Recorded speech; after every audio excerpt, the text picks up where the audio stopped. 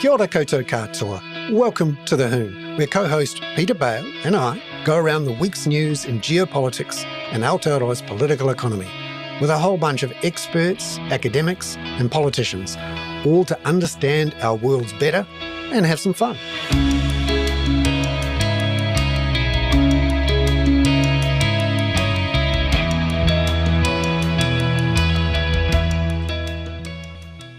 Tēnā koutou katoa, and welcome into The Hoon. Thank you very much for those who've persisted in getting through to the YouTube link. We have had a technical snafu and we are back. Peter, it is great. We've got Brett Tamahori and Artie Farty 87 there already. So we have the true fans. The true fans are there, Bernard. And please tell all of your friends to come, and assuming they're all subscribers to the Kaka. So, Peter, it's wonderful to see you here for a version of the Kaka, a weekly version of the Hoon. To see a weekly version of the Kaka, we call the Hoon because it's the collective noun of the Kaka, of several Kaka. Thank you. So all those primary school teachers who watch us, which is quite substantial, won't be correcting you and me again. I look forward to being corrected. Yeah. And Bernard, so I've been dying to say this all week. By hokey, it's Twizel. Well, we've just aged ourselves there, Peter. Yes. Do you remember? I think lots of people here would remember Selwyn Too Good, and it's in the bag on a Saturday night. And for some reason, by hokey, it's Twizel is the one that just always sits in my mind. So I wanted to find out, Bernard, what's in the bag this week? What's in the bag this week? Well, lots of news about... What have we got coming up? Well, of course, we've got the Trump rolling mess.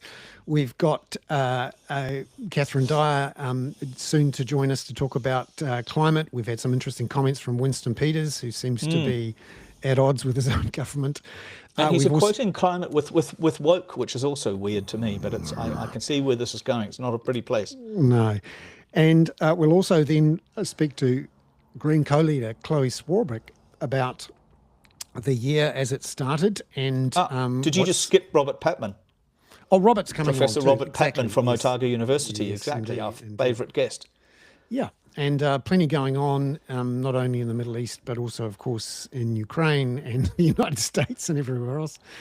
Never stops. And then we're very lucky to have Michael Baker. We've checked the tech and it's working. Michael Baker, the country's favourite epidemiologist and public health academic, talking on the 5th anniversary of COVID arriving, but also the 2nd anniversary of the public health communications which collective. he set up, right? Yeah, nice. Which was such an interesting idea. So great that he's back. Great that he was patient enough. Bernard, we had an ordinary one last week, and in the previous week we of course had Michael Wolff on talking about his book All or Nothing.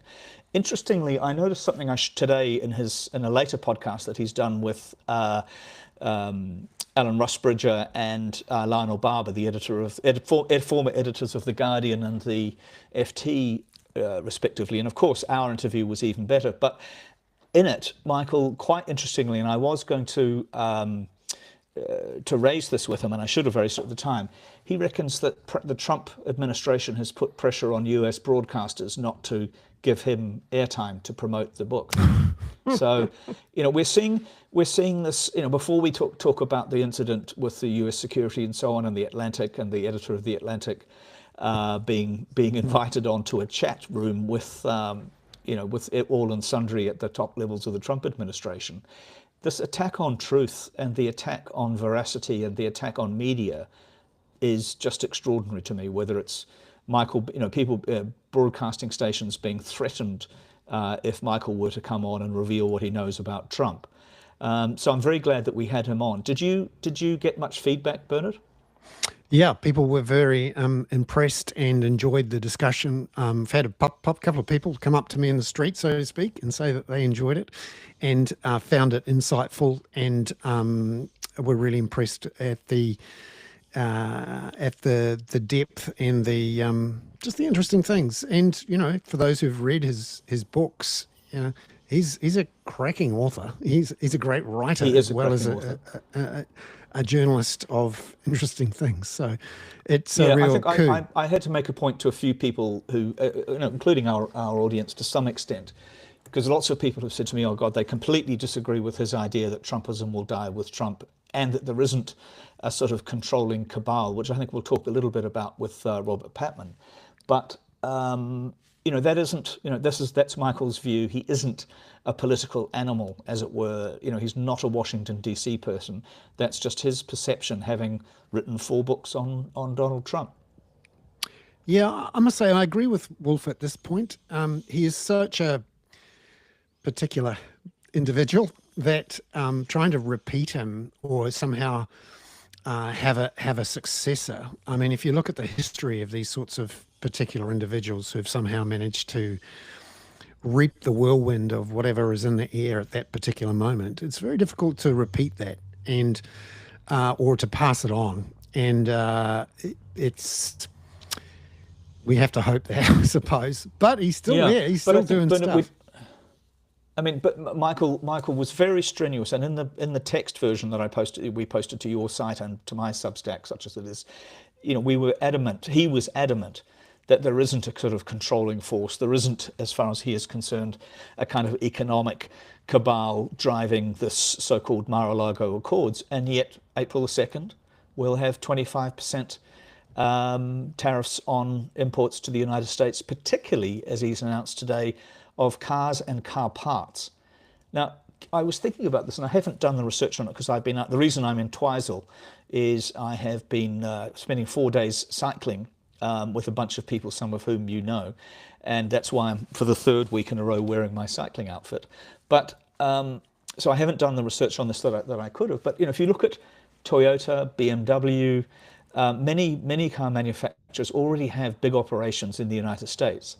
They also have big, I mean, I think it's Kentucky where BMW makes the SUVs and so on. These are huge operations, and I'm sure they don't operate entirely 100% on US manufactured parts.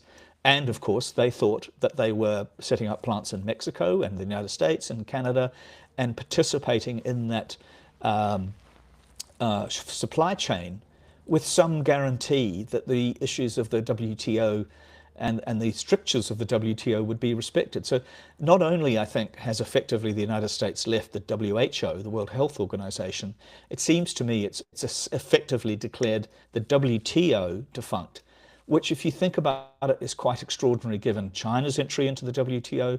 Again, we might talk a little bit about this with Robert, but I think this whole tariffs thing has to be coming from someone more thoughtful, more intelligent, more focused, even if they're on the leading edge of bonkers economically. Yeah, well, all it takes is for him to latch on to one big idea, even if the idea is a wrong idea. And he is following through. To give him credit, promises made, promises kept. It's just no one to believe the promises. That's right, absolutely. And we are now seeing the thing fall out. So, for example, just in the last 24 hours, Standard & Poor's is now predicting a 25% chance of a recession in the United States. The stock markets are really getting quite nervous about this now. I still can't quite believe he will defy the stock market, which he seems to believe is the barometer of everything. And we'll see whether or not he is going to carry it on. Yeah, and his popularity hasn't. I mean, of course, again, we always go bonkers about this, but the fact that it's only 8 weeks, and we've seen this all going, rather mad, but also going at incredible pace. And I was struck by the whole Make America Great idea that people are going to come and manufacture in the United States. It is such a beggar thy neighbor approach, or beggar anybody else. And the other thing that, if we talk for a moment, and I know we'll talk to Robert about the actual implications of this, but this fiasco with the Jeffrey Goldberg from the Atlantic listening into this Signal chat, one of the things that I found particularly odious was the constant reinforcement of their religious beliefs, of Christian religious beliefs, whether it's emojis, whether it's saying, I pray for victory. It's just really nauseatingly kind of ostentatious Christian babble at a level of policy which implies very little sophistication. And of course, we know that Hegseth, for example, has a a crusader tattoo that led him to be kept out of a particular unit in the US military. I mean, this is pretty extreme quasi-religious stuff that's going on there that I think we also need. In fact, I might try and find an expert to come on the show from the US who's very good on this question of the religiosity of these guys and therefore how they can manipulate Trump's fake religiosity. Yeah, I'm not sure who they're kidding. Themselves? Everyone else? No one believes this stuff. This stuff. What I can't quite work out is how the actual Christians in America have believed it. But anyway. Yeah, well, actually, as William Wallace points out in our chat, it is there's a very interesting concept of the techno-theocracy, because you've got Peter Thiel, of course, highly influential in getting J.D. Vance appointed. He is a leading spokesman in a sense, or a believer in the techno-theocracy. So yeah, let's address that more. But speaking of the climate that we're in, it's the fabulous Catherine. Catherine, lovely to see you. Thank you very much for being on. We've had you off for a couple of weeks, but it's great to have you back. And just for fun, we thought we'd offer up to you Winston Peters' view on the climate. What did you think of that speech, where he seemed to completely contradict everything his own government's saying, let alone his own votes in Parliament and everything else? What did you reckon? Yeah. I actually read it as being a bit strategic, politically strategic, in the sense that, I think Winston is out there trying to move the Overton window a little bit in terms of conversations about the Paris Agreement, because, you've got a government at the moment who is basically planning not to meet Paris Agreement targets by 2030. But they've floated that idea a couple of times, and I don't think it's gone down too well. I think it's quite unpopular with the public, who are very supportive of the Paris Agreement and of meeting our targets. And so I think this is a strategy for Winston to go out there and go, let's leave the Paris Agreement altogether, and then National can come back in and be the reasonable one, saying, oh, no, we support the Paris Agreement. We want to stay in it. We just don't intend to meet the targets for 2030, kind of thing, And so Winston I can think say, that's... I tried in the negotiations, but I couldn't get them over the line. So I'm sorry, guys. Yeah, but exactly. He plays to his Bernard domestic. and Catherine, isn't he also trying to outflank David Seymour? Because David Seymour has hinted at this as well. I mean, and we haven't. When did we last have the government report on progress towards net zero? We don't really have a proper climate minister in the cabinet. You must be feeling, Catherine, as we've talked about in the last 6 months or so, maybe even a year with this government, that at some point Luxon is going to use exactly the excuse that Winston used, which is any of our targets are just irrelevant, and we're not, especially once Trump, clearly he has already repudiated them. Yeah, there's a really long history of that particular framing, and actually that was part of my PhD research, looked at how ministers framed things, and that kind of where too small to matter is, a really key framing that they've used a lot. Of course, anybody can say that, even the US. I remember under Trump's last government, when they were talking about tailpipe emissions for cars, and they declined to reduce them, or in fact maybe increase them. And their argument for that was, well, it's too small to matter. We're not going to change the course of emissions in the world, and so we shouldn't bother doing anything. So that that's a framing that absolutely anybody anywhere can use, but because no single country actually can change the outcome by themselves. And so everybody can say, well, we're too small to matter, so we won't bother. Which is why multilateralism is so under stress, isn't it? It's just, this is an abandonment, as we've talked before with Robert about multilateralism, and Paris Agreement is a multilateral thing. And Bernard often brings up the aspect of trade, that many of our trade agreements, particularly with the EU, are going to require us to meet the same targets, right? I think what was quite entertaining was watching journalists put Winston Peters on the hook for the different language that he uses internationally when he talks about the importance of multilateral rules and all of that sort of thing, and then him talking to a domestic audience saying, let's just abandon all our multilateral agreements, kind of a thing. So it was quite interesting trying to watch him trying to pass that difference in stance, and that's Winston Peters all over, right? He's got a very, very different message for an international audience for what he has for the domestic audience. Yeah, what I think's going on here is that his strategy at the last election of appealing to the, for the want of a much better word, although it's quite appropriate, the cookers in the electorate, the 1 or 2 percentage points of people who are very angrily anti-vax, who've gone down all of the rabbit holes on conspiracies, very much pro gun rights, very anti-woke, and challenging all sorts of science.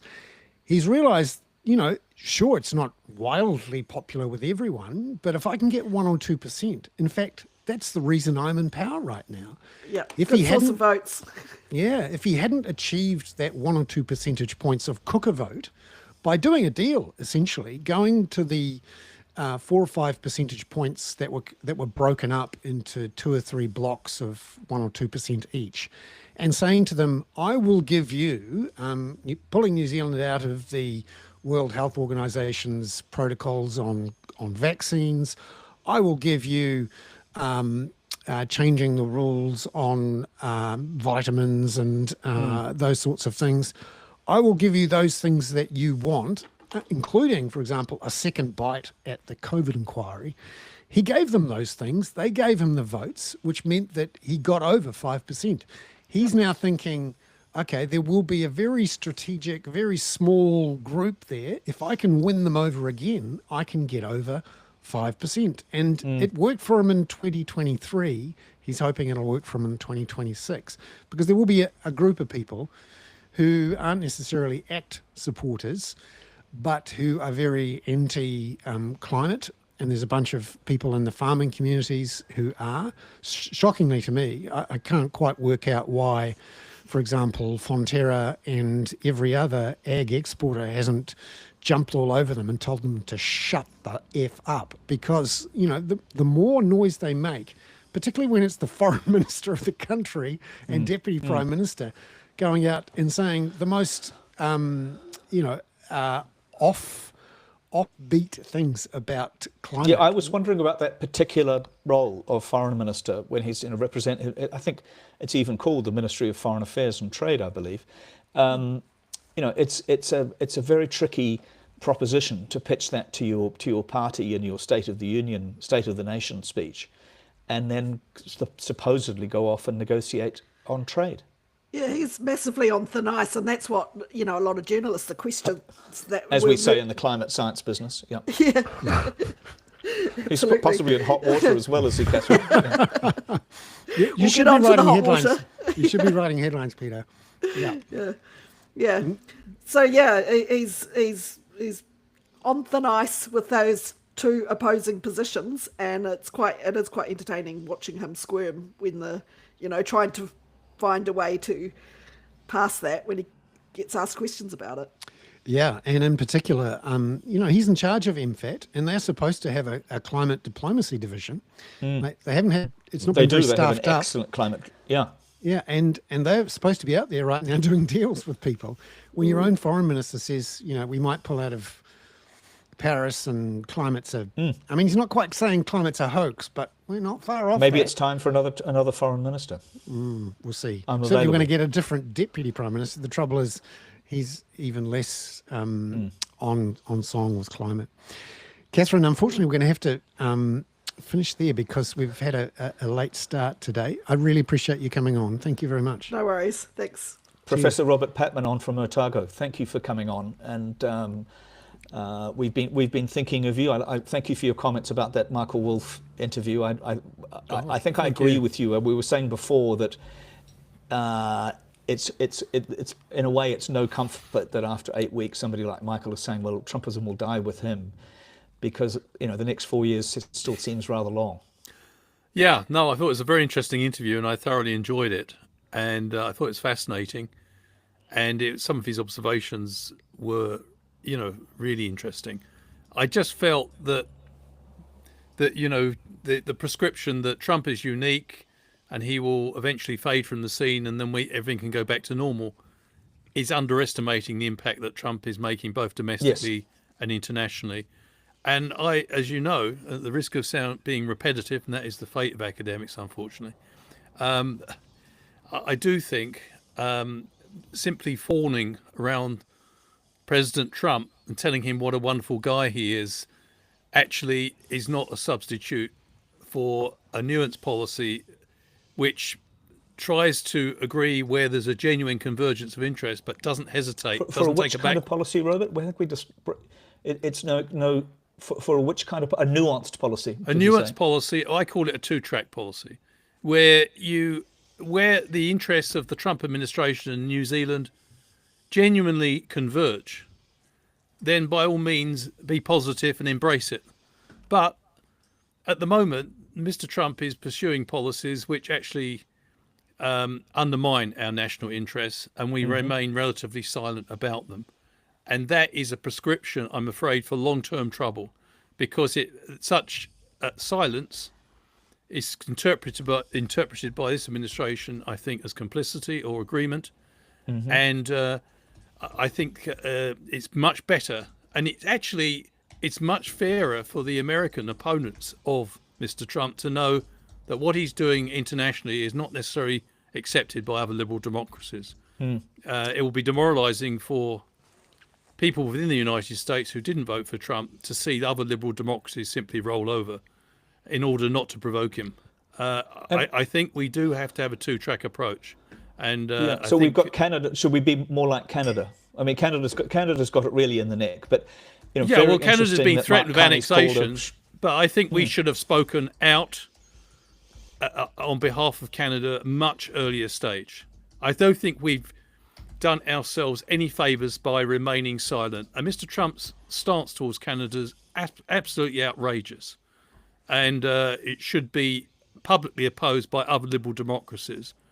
I also think the fact that Australia, despite its close alliance with the United States, has nevertheless found itself on the receiving end of tariffs, should also give our decision makers pause for thought. And there's other things that this administration are doing where we have a big interest in speaking out. I mean, after all, Mr. Trump is attacking what New Zealand wants internationally, which is a rules-based international order. He doesn't want that. So we have to be quite clear and we actually have to be robust in defending our country's national interests. You can't simply, I'm a bit puzzled by this keeping below the radar stance, which seems to be the consensus in Wellington. There will come a point, and it's better to do it earlier rather than later, where we have to defend our interests, because the Trump administration at the moment doesn't have the same sort of approach to international affairs that other administrations have had. And of course, we've had that demonstrated recently. Despite the Winston meeting and the NFL ball and so on, with Rubio, very little readout came from that other than Rubio congratulating Winston on turning 80. I mean, it looked a bit facile, but maybe there was more behind it. To be fair, I mean, for all we know, Mr. Peters may have delivered some tough messages privately, which he didn't want to elaborate on. But he said it was a seriously good meeting, and we have yet to see what that means. Sorry? Was it a seriously good lunch? I can't remember what time of the meeting it was. but yeah, Robert, I mean, there is. Speaking about things being said in private, we've had this rather extraordinary fiasco of what I perceive as a bunch of egotists at the top of the Defense Department, the national security machine, the White House, having this bizarre signal conversation.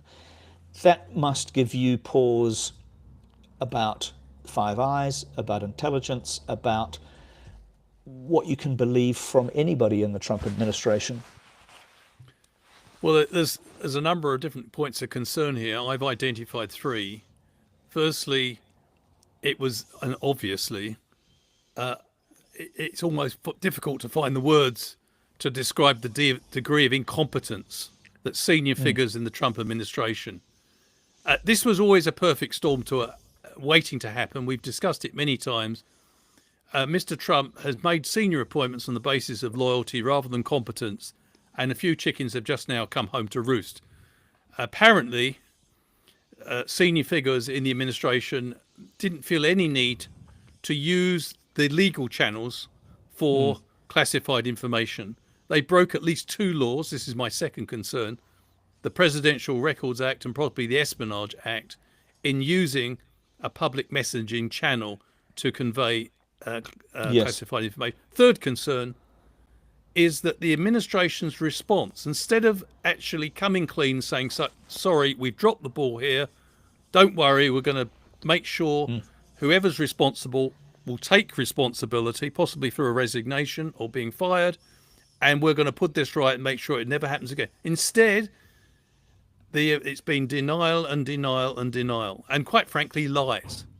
And also, and also disgraceful Robert, rubbishing of Jeffrey Goldberg. Exactly. I mean, I thought Hesketh's performance was, well, I mean, it was awful. To blame someone who was inadvertently copied in to a Signal chat about US war plans in Yemen. And by the way, no one's speaking about this. That bombing of Yemen was of dubious legality. Yes, absolutely. But it was. I think Bernard and I had a little chat about the Jeffrey Goldberg stuff just before as we were starting today, and for the President of the United States to describe somebody who's been covering the security state in the United States for nearly 50 years as a sleazebag, and for his press secretary to describe him as a registered Democrat Trump hater, is ghastly to me. You know, it really degrades the whole presidency. Hesketh questioned his integrity. He said he said words to the effect, I can't remember his exact quote, but he certainly questioned his integrity and suggested he wasn't an honourable journalist. There's nothing in Jeffrey Goldberg's record to suggest that's the case. And I'm pleased that he, after the administration said it was not classified, he went ahead and published the rest of the contents of the Signal chat. But and if the exact time of the attacks and the types of aircraft being used, drones and F-18s and so on, isn't classified, then it bloody well should be. And of course it is. I had an incident like this myself years ago when I was covering the first Iraq invasion from Bahrain, and the Royal Air Force asked me to stop reporting the time and moment that the tornadoes were taking off from Bahrain to go to bomb sites in Iraq, because of course they said, look, please don't just say they've just taken off, because the Iraqis can work out exactly when they're going to be there. And of course we complied.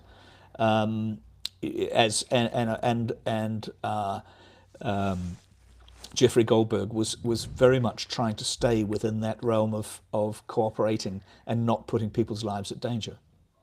It's this lack of shame. It's the intense desire to gaslight everyone. It's like watching something and pointing at the screen and going, we know they're lying. We know that they're trying to pull the wool over our eyes, but they're getting away with it. It's just the most extraordinary it's the thing. Trump line. Trump said earlier in his career, you must never concede. You must always say you're right, even when you're wrong. And of course, Trump finished when he was asked about tariffs, he finished his defense of his current position by saying Trump is always right. On one level, this is sort of hilarious, but on another level, it's actually undermining the administration. I actually think people are very forgiving about making mistakes in general. But what they're not forgiving of is when people obviously make mistakes and they do not admit it or come clean about it, because these denials are not fooling anyone, and probably fooling the MAGA diehards. But I think the rest of America and the rest of the world, allies, are not impressed. Robert, if you could stay on, it's lovely to bring into the show Chloe Swarbrick, the Green co-leader, who is been very busy in the last few weeks talking about bringing in a private members bill on the issue of sanctions on Israel. Chloe, lovely to see you. Thank you very much for coming on the Hoon. Kia ora, thank you for having me. So tell us Fantastic about. shirt, by the way, Chloe. We don't generally comment on Thank you. people's outfits other than my cycling outfit. But I thought it must have been some obscure football team, but I can see where it is now. No. And You be can it take a Student- girl out of Auckland Central, but Yeah, yeah. yeah. Student radio forever. exactly. Radio Massey is my alma mater. Chloe, what's the story with this private members bill? Where is it? What are you hoping to get through? Yeah, so the unlawful occupation and Palestine sanctions bill was put in the ballot about mid-December, and that was a move which we made after around a year plus of obviously trying and failing to get the government to act at all. And what it does is effectively replicate the legal provision that we put in place to sanction Russia for its illegal invasion of and occupation in Ukraine. After having put that in December, I've been working across the aisle to get the support around Parliament. I immediately unilaterally had the support of Te Pāti Māori, and as of about a few weeks ago now, we finally got it through Labour caucus. And what that means is that as a result of changes to standing orders back in 2020, you only need 61 non-executive members of Parliament to support a bill in order to get it onto the floor of the House. So the very point of putting the bill into the biscuit tin was actually to erode any of the excuses that any members of Parliament had any more about the need for there to be some kind of government bill in front of us in order to begin to debate the issue. What we need now is just 6 of 68 government MPs to show their support to get the bill onto the floor of the House. The question then, of course, becomes, are any of them willing to showcase an iota of conscience or to show any equivalence in terms of the response that we saw when we were talking about Russia with regard to the impunity that Israel has been acting with? And unfortunately, thus far, of course, we've seen none really willing to stick their necks out and to do that. But what I can say is that I know, particularly through the grassroots lobbying and organising that has been happening, that government MPs know that there is a depth of feeling out there and many of them are sympathetic to this. So I see a very strong campaign which is starting to filter out there from the likes of Dainu, Justice for Palestine and many others, which will not let up on that pressure. If we can't do this, then how on earth can we pretend that we're a country that stands for human rights or basic humanity? Chloe, if your settings are still open, it would be extremely helpful if you could try and turn your reception of your mic up a little bit, because Simon will fix it on the podcast when it goes out on the main podcast channels, but people are having difficulty hearing you on the channel. If you can increase, try and do that, whatever that means. yeah, that would be Yep, fabulous. you Robert, could- do you want to address this what Chloe's No, been I talking just think about it's a with wonderful Palestine? initiative by Chloe, and I think there's been a sort of odd sort of, how should I put it, inconsistency about New Zealand's approach on this issue. We've been doing the right things in the UN. Within the UN, we were the first member of the Five Eyes to break with the others in voting in the General Assembly on the 27th of October, 2023. But we haven't probably been vocal enough outside the UN in speaking up for the rights of the Palestinians, their rights are being downtrodden. And we are seeing absolutely flagrant breaches of international law. I was pleased that we supported the findings of the ICJ that the occupation of the Palestinian territories was unlawful. We voted in the UN General Assembly, I think in September last year, to uphold that. So that's good. But I do think we need to take these sort of steps to give our stance much more meaning and visibility. So I think this is a good move. Chloe, what sort of response have you gotten behind the scenes from the government? Is there any suggestion that they might come on board with this? Yeah, so look, I have a bit of experience with trying to work with government MPs behind the scenes to try and get them to, I guess, for all intents and purposes, break with their front bench ministers and do the right thing. The most recent other example of this was on the Treaty Principles legislation, and I know that there are a number of national members of Parliament in particular who wanted to oppose that legislation, but they were effectively told that they either voted for it or their careers were over. I think that given the current political maelstrom that we're in and the further signs from many that leadership is not particularly sound at the top, that there is potentially a little bit more space there. But my ultimate hope is that MPs actually just do the right thing here. I think particularly those who are in marginal seats may potentially be more inclined, if they hear this from their constituents, that this is the kind of thing that they must do in order to retain that support. But yeah, I mean, it very much is a time that I think you were discussing just before I came onto this show, that anything can happen in politics. And I think that it's really important that we don't take anything for granted. So now more than ever, New Zealanders need to know that they cannot disengage from politics or get what we've always got. And in fact, the powers that be under the status quo rely on people disengaging from politics so that they can get away with what they've always got away with. So now more than ever, people really need to be holding their politicians to account. And that looks like going further than just sending an email.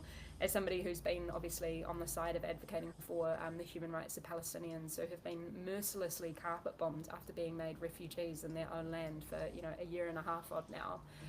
Even I have been inundated with incessant emails every single day, and I can say that most of us have officers that help us to file those away and to respond to them. What people need to do is request meetings with their local MPs, because it is far harder to avoid and to excuse this if you're looking eye to eye with somebody. I wish we had those town halls that you hear about in the United States. That'd be fun. Chloe, we've talked earlier in the show about our foreign minister and deputy prime minister saying some perhaps surprising things about the climate. What did you make of those? Oh, Bernard, politics, really. I mean, I think that folks may remember that just after the government was elected, I actually got in some hot water in the House because the government had made a lot of, well, basically had shredded a lot of the things that we were doing in the climate action space. And I was asking the Prime Minister about the upcoming emissions reduction plan at that point in time. And he was saying, don't worry, everything's fine, nothing to see here, we're all good, we're going to hit our targets. And I was called up by the hot mic saying that that was a demonstrable lie.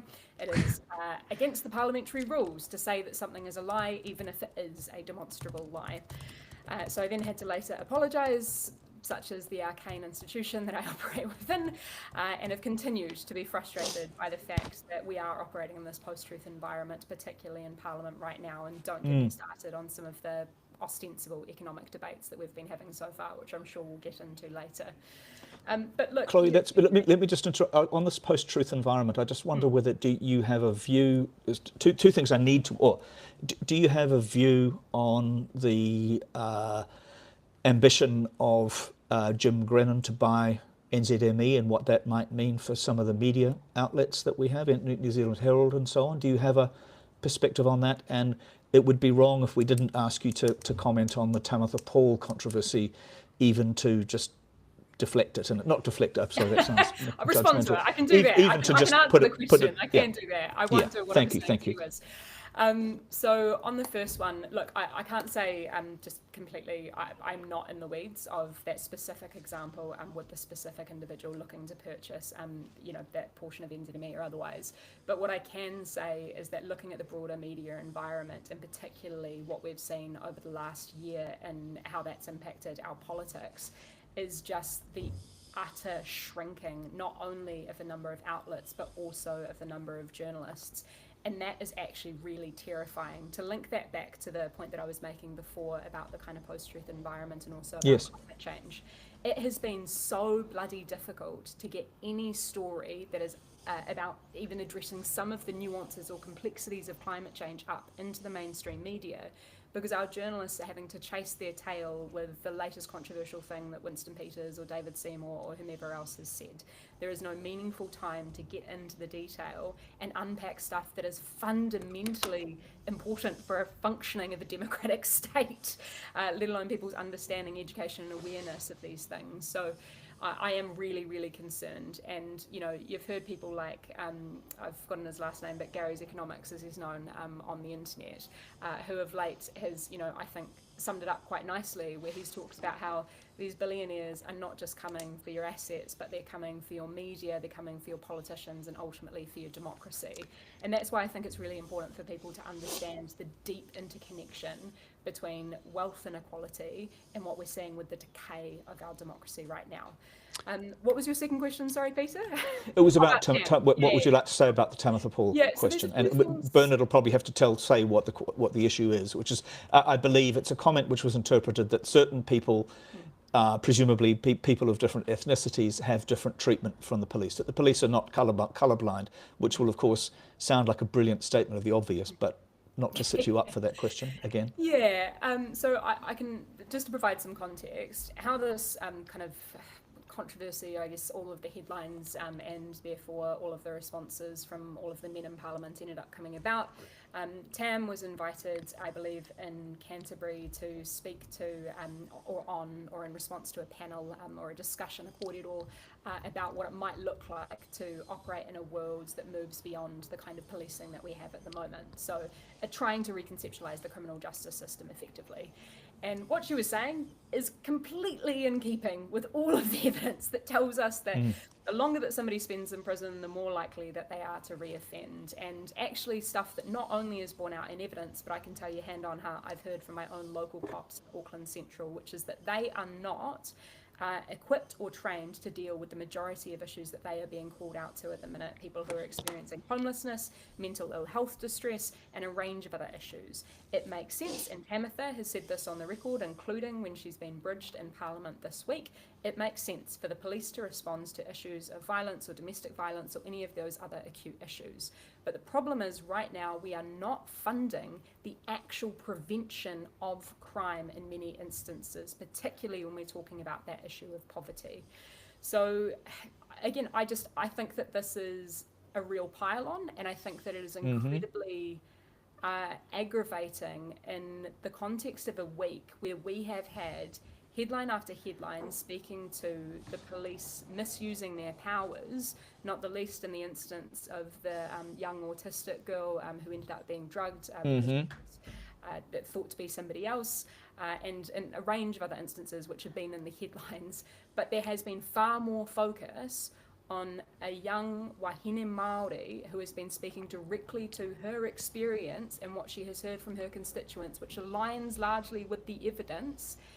And we've just had this real tit for tat in a hyper-partisan environment. And again, I just think that were we able to come back down to a rational, evidence-based discussion, much like I think we should be having around the tax system or our economy or otherwise, then we'd be in a far more productive space. But it would appear as though the very same people who try their best to generate outrage with, calling a war on the woke or whatever else are the same who will, jump at Tam whenever she speaks to that experience. Just finally, Chloe, from me on the RMA and infrastructure, the housing and environment policy geek in me can't resist. It's been a big week on infrastructure, PPPs, RMA reform from the government.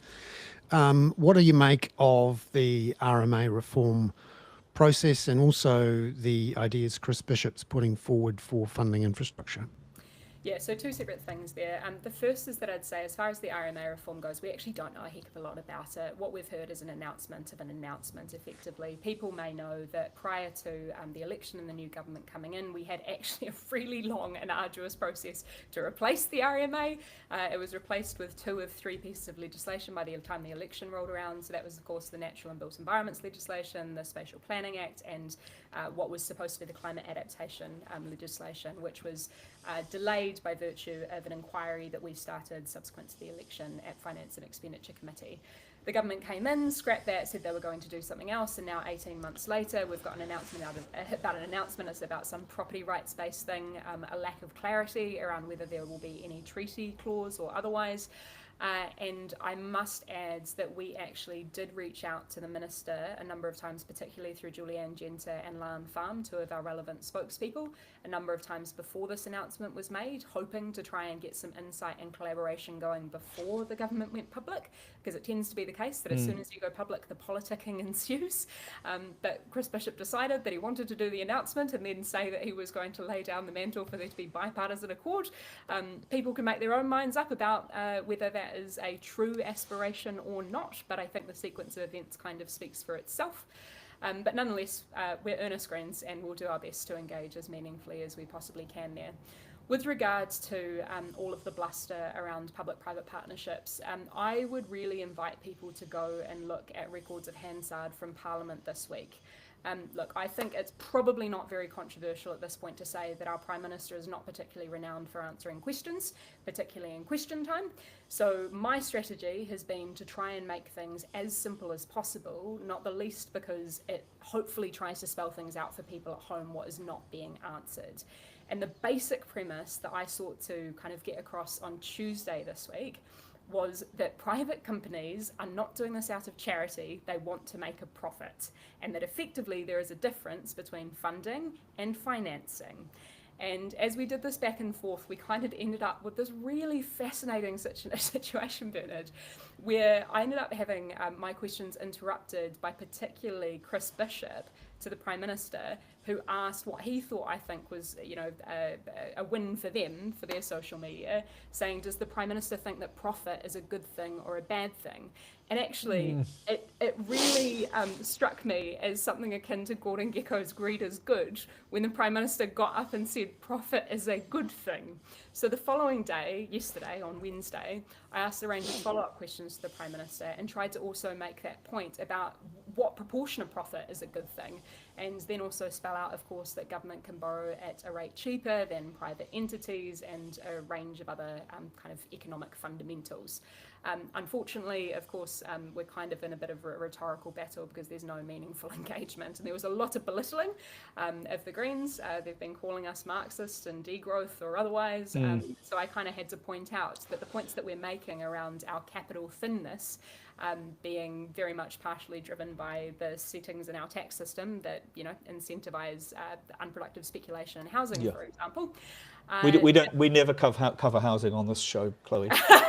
But I made the point to the Prime Minister that, these were recommendations of things that we had to fix from known degrowth Marxists like the IMF and the OECD. So. Cunning devils.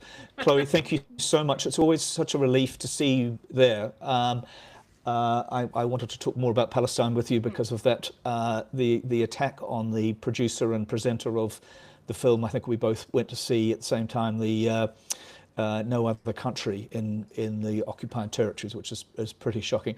Robert, thank you so much for putting up with this waiver into the domestic politics, but we did do a bit of international in there as well, and it is fascinating to have Chloe. Thank you so much. Thank you very much, Bernard, to both of you. And we now look forward to welcoming Michael Baker into the show.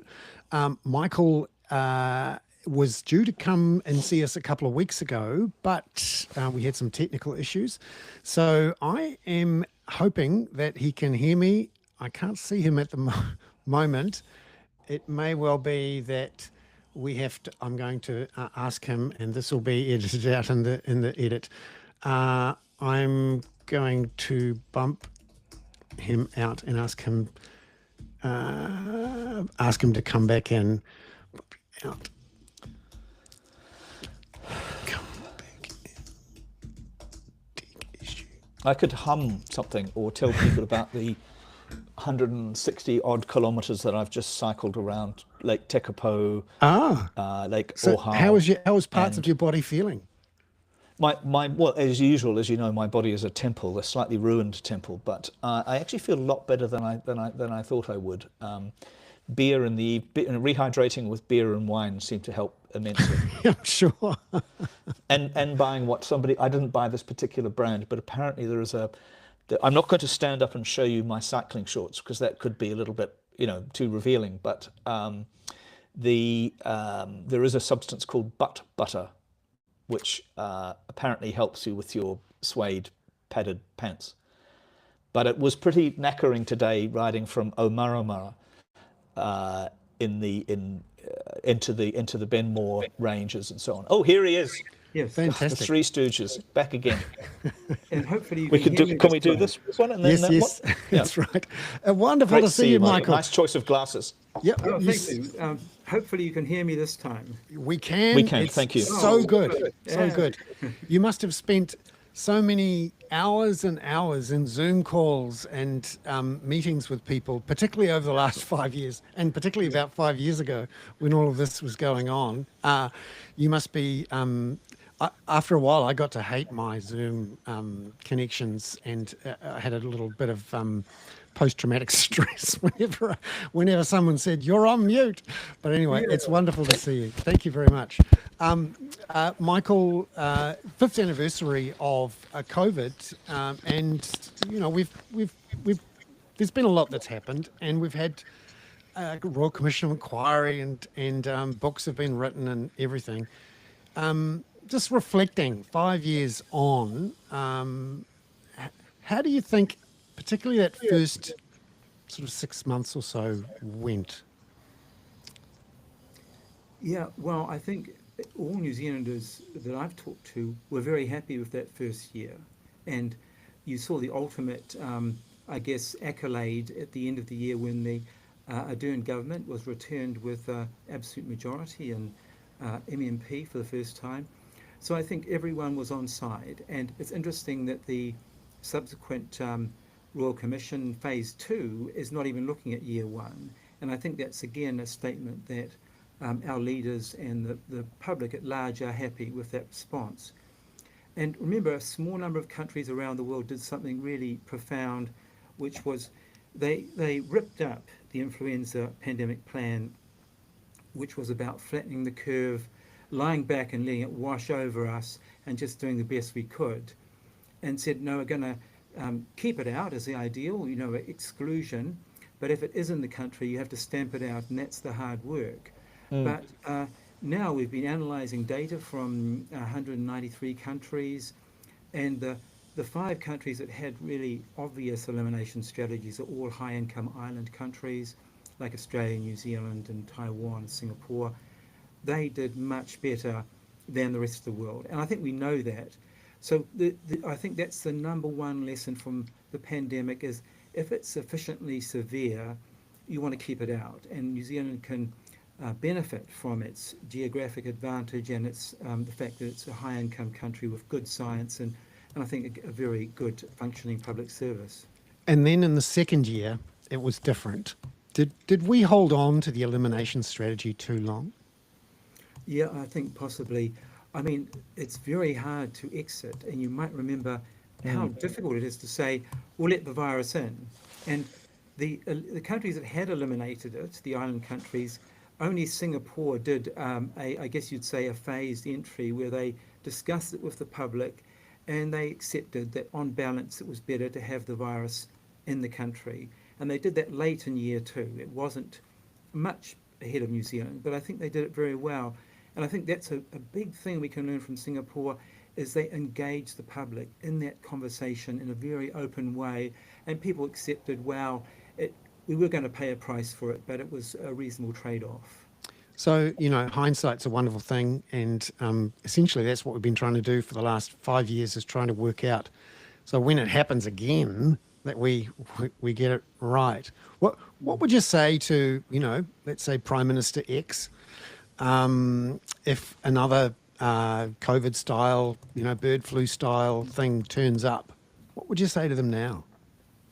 Well, I think we need to be having the conversations before that thing turns up. And this is pandemic planning. Everyone says it's a good idea.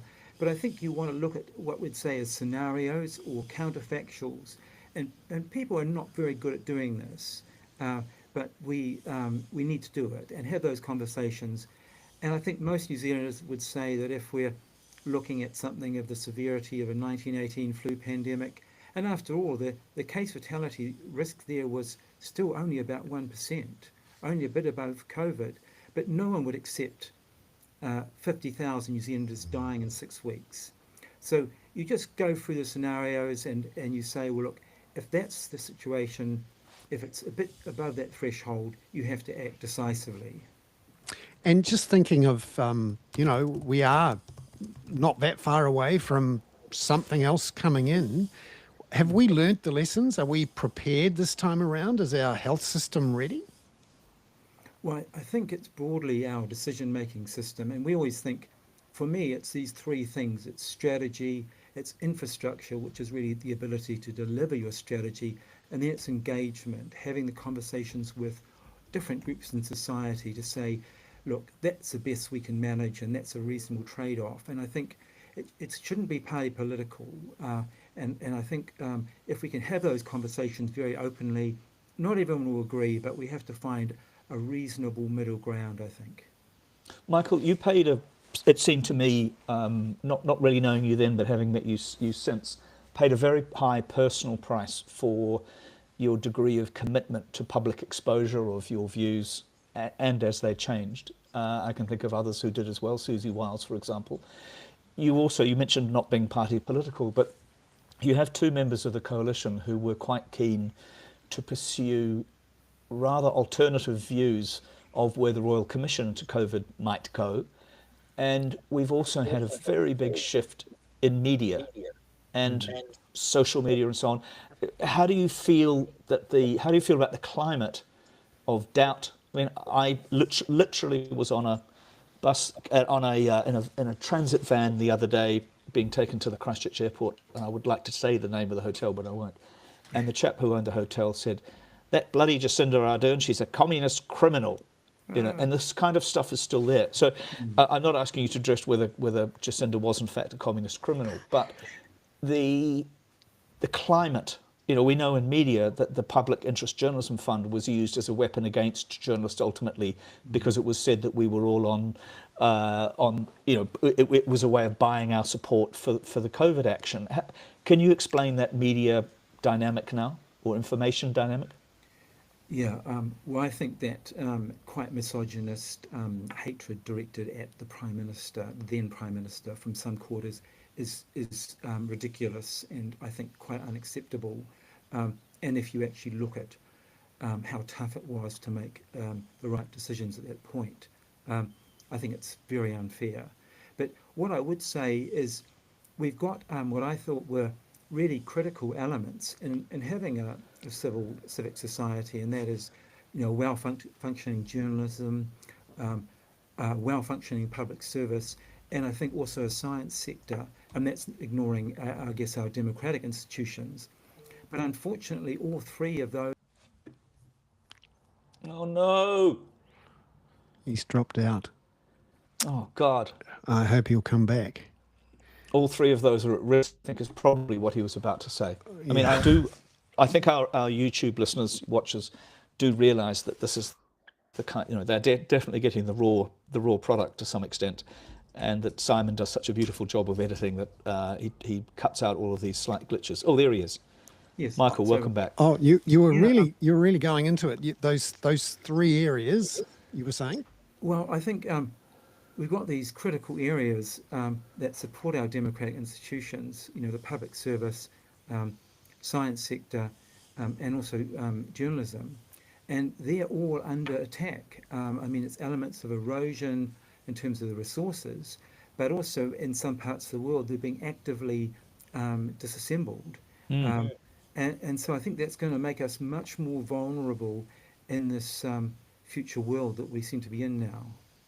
One of the things that you've done also in the last few years is help build a thing called the Public Health Communications Centre. Now, this may not be, a household name, but from someone who is in the media, who is looking for really useful information that they can use day in, day out about these public issues, particularly around public health. I've found it really fascinating and useful. Could you explain to us, on the second anniversary of the Public Health Communications Centre, what was behind the thinking on setting it up and how it's gone? Yeah, well, I think it was partly a response to the other threats that I was talking about before, the reduction in our journalistic capacity, the fact we've got very few good science journalists left, and of course Jamie Morton is finishing at the Herald this week, which is a terrible loss, I think. And so that was one thing, but also I think the rise of mis and disinformation. And the other element that we're seeing a bit of at the moment is the ability of people with the expert knowledge, and these are public health physicians and medical officers of health and so on, there to some extent their voice is getting muted and they're told they can't speak out. So that all of those were driving us towards this conclusion that we need to have a centre that can draw on the best science advice and basically put it into packages that are very digestible. So it's got all the science behind it, but also it's arranged in a way that I think, the 800-word statement with references and so on. And so that was really our driver. And we'd had some experience with blogs and so on before. So that's what we started doing. We put out about almost 160 briefings so far in the last 2 years. And they've been picked up about 1,000 times, as far as we can tell, by media organisations. So we think that approach does work well, and it means we can get very actively involved in critical discussions about what you'd say is quite policy driven areas, like how do we respond to tobacco, vaping, cleaning up our waterways, and climate change. All of these issues in nutrition, school lunches, and so on. They're all areas where I think you need to have a rich amount of evidence presented, so that then our political leaders can say, well, we're going to follow the evidence or we're going to ignore it, but at least they have to be explicit about it. Michael, you've got some grey hairs, a bit like me. Peter doesn't have any grey hair, but yes, I do. I've got even better grey hair than Michael has. That's Thank right. you very much. And Peter's doing a very good impression of a mammal at the moment. Yeah. So we're in that zone where we probably grew up without the internet in our hands as kids and teenagers. We've come to know it and use it, and we're probably all quite aggressive users. But I wonder, in retrospect, whether the way that the information flows now to people very fast, straight to their phones, through social media, whether that has actually made us more knowledgeable and better at making sort of public health decisions at the very least. I mean, put the politics aside, but public health. How do you feel now, having grown up in an era before social media? I don't want to suggest that you're very old, but how do you feel about that now? Because on the face of it, in those early days, it was quite exciting. Twitter, you could get the stuff out there. It was, you were talking to real people. It was great. What do you think about it now? Well, I mean, in the end, public health depends on the organised efforts of society. So you want the social license, so you need to convey the ideas to the public. But quite often you've got a very small target audience of key, officials and decision makers who need to be, given the evidence to help them make an informed choice. And if that evidence isn't there, and with a shrinking public service, I'm not sure where they get the evidence from. And so I think that's one of the challenges. So that's what we're really trying to do with the centre, is our primary audience is that core group of people who are making decisions at various levels in society. But along the way, we really do need a scientifically literate public. The risk from many of these hazards is increasing. The estimate is we'll get a COVID-19 level pandemic. There's about a 20% chance every 10 years, so we're looking at 2 to 3% a year. It's a bit. I'd buy a lotto ticket with that. Sorry. Yes, that's right. And I think the earthquake metaphor is quite accurate. You can look at the level of risk, but it doesn't still tell you when and where it will happen. So it does mean we need to be prepared in a consistent way, and we need to use these periods now to get our act together. And so that's one of the things we've written a lot about, of course, is pandemic preparedness. Michael, thank you so much. Well, I'm going to be doing my own research. I'm going to be doing my own research on everything you've said now. I think one of the things we should do, possibly again, Michael, is, and I'm sure it's on your site, the PHCC site, but helping people. Catherine gave our audience a few sites that she considers to be sort of reliable sources and so on in the climate area. It may be sensible for us to do that, Bernard, into the kaka.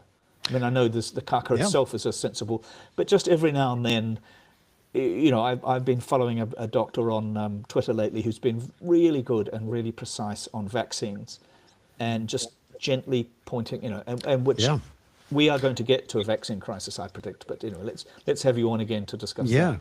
Yeah, no, it's you're quite right, and we'll be linking to the PHCC site on here. I have regularly link through to the op-eds from the PHCC. I'm a huge fan. Michael, thank you very much for Thanks, coming Michael. on and being patient with us, and for thank you too for your extraordinary work over the last 5 years, and from my point of view in the media, the last couple of years with the PHCC. Thank you so much for being on the Hoon.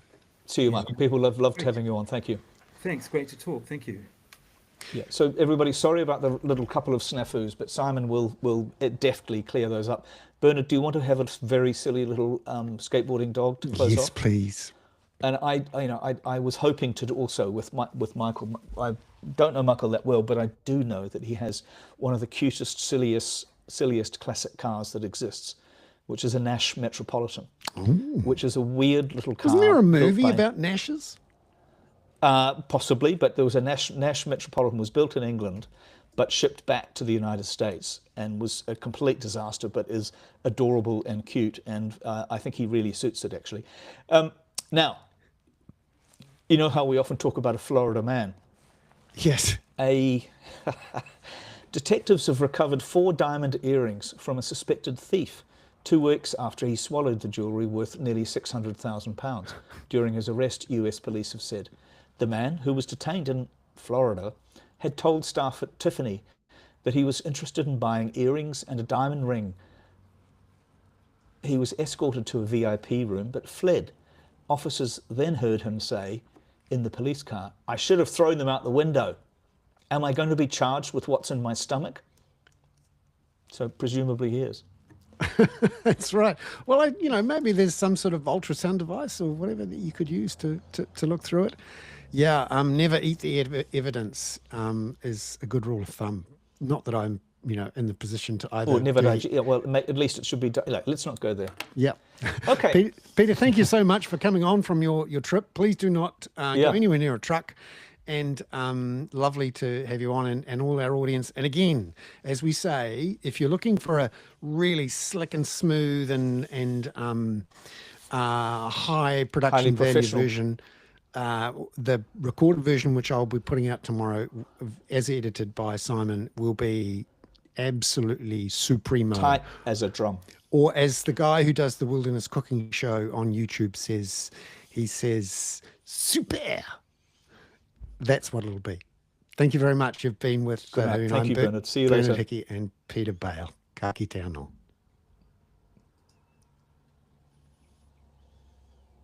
Cool. Sit still. Yeah. Hey? Good. Well, that was